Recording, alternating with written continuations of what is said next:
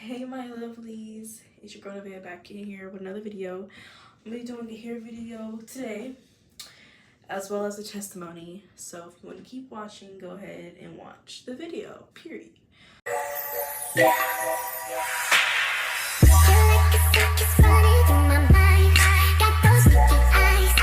So let's get right into the video.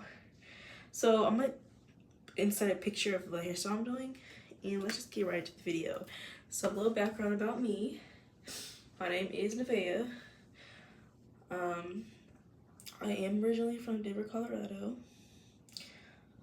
Oh my god, y'all, I'm such a bad multitasker, so this is definitely going to be putting my skills to the test today.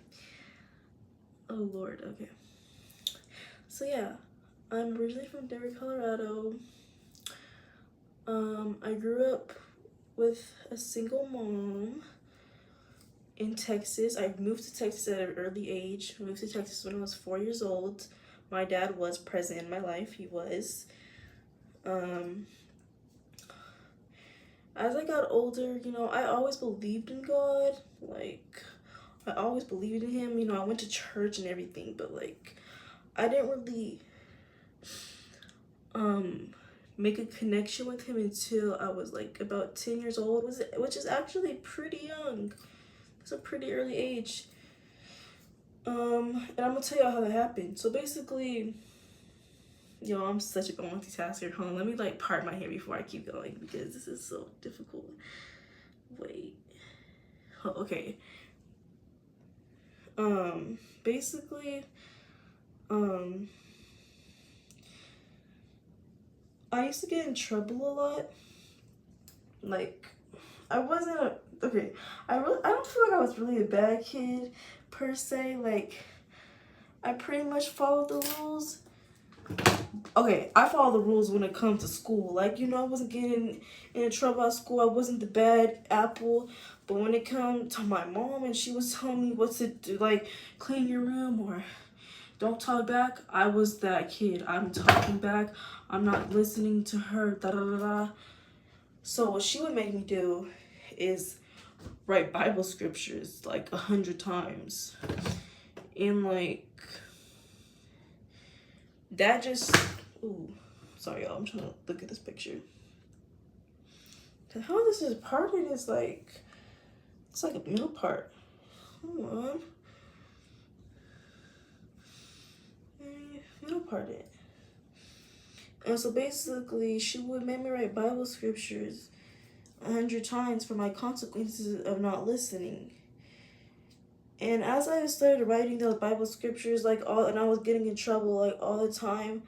After doing that for so long, I just wanted to write scriptures. I just wanted to spend time with God, and it really furthered my relationship with God. And that's really the basics of how I started my relationship with God, and it just grew strong. That same year, my mom got me about my first Bible. And yeah, everything was really great. I was still going to church. We had a church home. We went to Friendship West at the time. But fast forward, I went to middle school. Well, actually, fast forward. So my granny had passed away. She lives in Colorado because that's where I'm from, right? 5th grade, she got sick again. And this is not even a part. What's going on? So she had got sick again. This hairstyle is, bro, my multitasking skills is not getting put to the test today, y'all. I'm so sorry, y'all. But she had got sick again because she had cancer. And so I need to make a middle part. So she had got sick, and we lived in Texas, but she lived in Colorado, and she had got sick in the summer. So I go to Colorado in the summer, but since it was like August, now this is August, and literally she got really sick, like stage 4 cancer. So then they were like, well, she only got like a couple months to live. So we're like, we moved back to Colorado. well, I won't say permanently moving, but we did stay out there for like until she passed away, which was in October of 2015, and that hit my mom pretty hard. It was tough for me, but like it hit my mom pretty hard, and yeah. So basically, for all that to say, my relationship with God during that time really wasn't the best. I wouldn't say I was mad at God, but it was like I was begging God, like, can you save my granny? Da da da da. But it's like, you didn't save her, and I wasn't mad at God. I just really didn't know what I didn't really. I felt like my relationship with God really was like honestly non-existent at the time. To be honest, it wasn't really there. It really wasn't. There was like it was just gone. So, um, so then she passes away. We moved back to Texas. And look, y'all, I'm so I barely did anything, y'all. Like, y'all, if you know me, you know I'm not a good multitasker. Like, it's really I don't know how people do that. How do y'all talk and work at the same time? That couldn't be me. I need to work on that for real. But anyway, but I can watch it anyway. Let me stop. How do you do this? This hairstyle is kind of like confusing. Okay, so basically we ended up moving back to Texas, and my mom, if it kind of, like I said, it hit my mom pretty hard, and she had lost her job because we had moved back to Texas, and like it was a lot of stuff going on, and her job was like, well, you either have to, you gonna have to quit or you gonna. Okay, so they were like, sorry, y'all. So they're like, you're gonna have to quit or they're gonna have to fire you. So she left, and you know, since my granny had passed, she got money. So you know, we got money, but we were staying where we were staying. I was in 5th grade, so then I did graduate. But then 6th grade came around, and we did actually end up finding a new church home, which went really well. But in the midst of this, we did end up becoming like we didn't have nowhere to stay, so we were technically we were homeless, but we were staying with a friend, but we technically were homeless. So yeah, but it was a crazy situation, but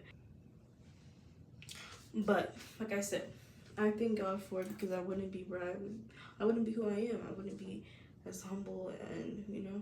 But it's not like we didn't have like we were just like on the streets. We wasn't on the streets. Like I had somewhere to stay, but it was tough because I was staying like in Irving in Texas, and I was going to school in Denton. So my mom was literally driving me all the way from from Irving to Denton every morning. Like, what the heck? That's crazy. How do you do this?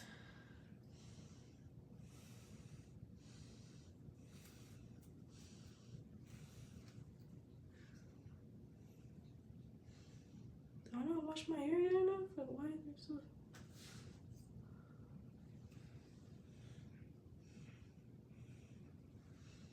This hairstyle is actually...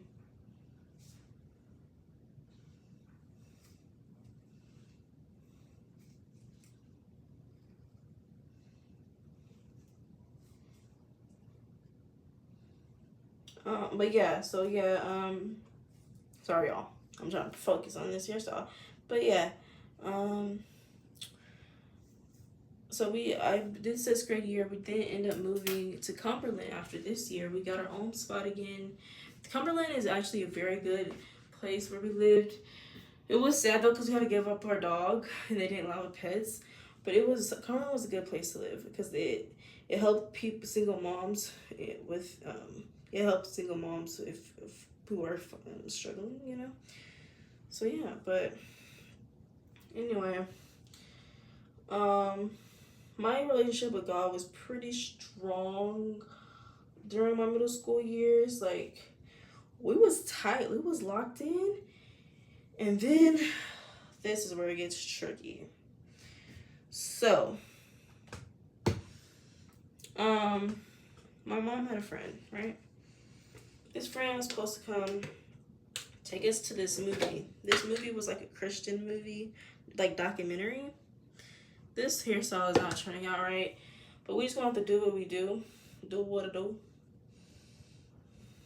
And it was really good. It was showing like, it was just it was showing people like getting delivered and people healing, getting people getting healed from sicknesses and stuff like that, and all this good stuff, right? But then at the end of the movie, people were like, this pastor, he was like, if you feel your hand getting warm and tingly, that's Jesus. And my hand got warm and tingly, and I felt the presence of God, and that was my first like real like encounter with the presence of God, and like, oh my gosh, it was amazing. I after that I felt him, but after that day, like I feel like I was going. I don't want to say. Honestly, I might be going through spiritual warfare. I didn't even know it, because I feel like I was the devil was trying to attack me, because I would think it was God talking to me. There was moments where it'd be like, Vea, like there was a moment that literally that night God told me to write a friend and tell her, like, just encourage her, which I did. I encouraged 2 of my friends, right? Which that's something God would do, right? But then something else would tell me, like, go cut yourself, or the devil, or something's gonna tell you something bad's gonna happen at school tomorrow. But I would believe everything in my thoughts, because I'm believing, well, it's God, because I felt the presence of God yesterday. I was just believing every little thing, and it was just this fight and battle of my mind, and ever since then I was just having this fight in my mind. And then after that, I was like, you know what? I can't do this. I can't. Oh, my aunt texted me.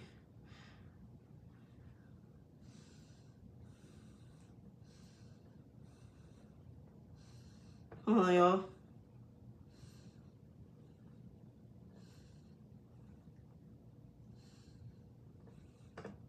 But yeah, ever since then, I just had this battle of like, who's God? Is he talking? Is that God talking to me, or is that the devil, or is that me? I was like having that battle of who was really talking. You know, how do you decipher? You know, who's really God? And yeah, and that really made me like turn away from God. Like it really did, and I just I just closed my relationship with God. I stopped listening to gospel music, and one big thing why I stopped talking to God, because I feel like God told me to stop listening to secular music, and I was like, well, I don't want to give this up. Miss Ma'am, if you feel like God told you to do something, you better do it. But I mean, I don't feel like I do feel like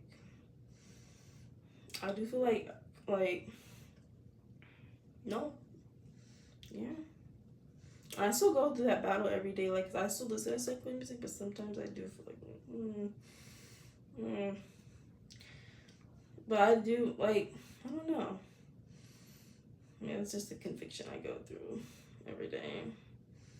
Every day, I do. But like, if God told you to do something, you gotta do it. You gotta do it. But it's like, only if it's not like messing your relationship with Christ. Oh yeah, I'm back. But if as long as you don't feel like that is messing with your relationship with God, you know. And I feel like, honestly, I feel like it wasn't. I just feel like I was just battling of like, well, who is God? Who am I listening to? I think God just wanted me to wanted me to be in a space where I want you to listen to me only.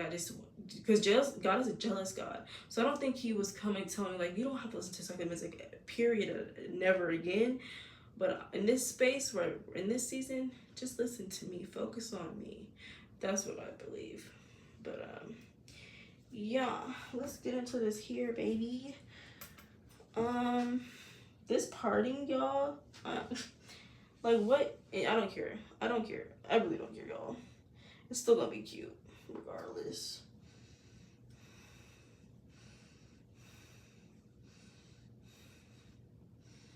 But yeah, and then then that happened. I went to high school. About high school, oh, Lord Jesus, 9th grade year. I just was just seeking for validation from others. Like, oh my gosh, I was seeking for boys. I just wanted attention from boys. Like, oh my goodness, like, girl. Now, I wasn't like doing anything inappropriate, but wasn't like being a pick me. I was not that, but in my head, I was thinking always, oh, what does he think of me? Does he think I'm pretty? Or I wonder what that's always what I was thinking. And it's like, and then I did rekindle my relationship back with God, like in my freshman year of high school.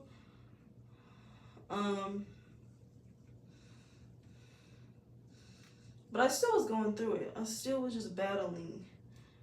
I was just battling stuff. But fast forward, y'all, then life got real. The junior year of high school, my best friend's mom passed away. And mind you, okay, I've always dealt with other issues like at home, not like personal life stuff, issues, that I went through with my family that I didn't really talk about like that, but I went through that. Well, I mean, I talked about it, but and I did go to counseling. I didn't think to talk about that. I did go to counseling when I was in middle school because I did had really bad anxiety. But anyway, I ended up going to the mental hospital my junior year of high school. It was a very interesting experience. Let me just say that. First of all, I was acting out like the way I was acting out. In my family, I come from a family that with mental illness, and I was going through things, and that when I went through a death in my family, that triggered it. So I went to the mental hospital. The first time I went, it was very interesting because I was like, I'm in my own world. I'm thinking I'm Selena, I'm Beyonce. I'm so serious, y'all. I'm thinking I'm Beyonce, I'm Selena, I'm Zendaya. But yeah, I'm famous, so he want me, she want me. I'm so serious, y'all. At one point, I thought I was gay. I'm so serious, y'all. I'm not playing. I'm so serious.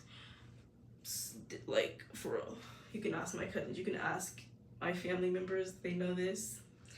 At one point, I did. And then, at one point, I went to a very traumatic experience at the mental hospital because I was not in my mental space. I was not taking my medicine. I was not drinking water because I thought they were trying to poison me, and they literally stuck me with needles in my butt. And I'm like, UBH, count your days. UBH, count your days. Like, for real. Don't go to UBH and Denton. But anyway, I ended up going to the mental hospital 3 times that year. Or was it 4 times? 3 or 4 times. The last mental hospital I visit was at Perimeter, which was a good visit, but I was battling things mentally, like, am I gay? Or I was off the chain. I mean, it was ridiculous. I thought I was pregnant at one point. Like, girl, you never had sex with me, but what are you talking about? Like, I just was not mentally there. Mentally, I was not there because I needed mental help. And the counseling, that's why I do want to be a counselor, because I want to have people who are going through stuff mentally, and because that's real. It's a real thing. People are going through stuff, and people need to talk about that. It's real, y'all. It's real, y'all. Yo, this hairstyle did not turn out right, but it's okay. It's gonna do what it do. But yeah. Oh wow, I didn't even finish. Okay, whatever, it's fine. But yeah, man. Y'all, I am so sorry how that video ended. I just want to say thank y'all for watching my video. I'm thankful to God for letting him bring me out of that tough time of being in the mental hospital. And I just want to say, anyone who went to the mental hospital, know that you gonna get through it. It is a mental battle, it's a fight, but you're gonna get through it and everything's gonna be just okay. Thank you for watching my video. Peace, love y'all.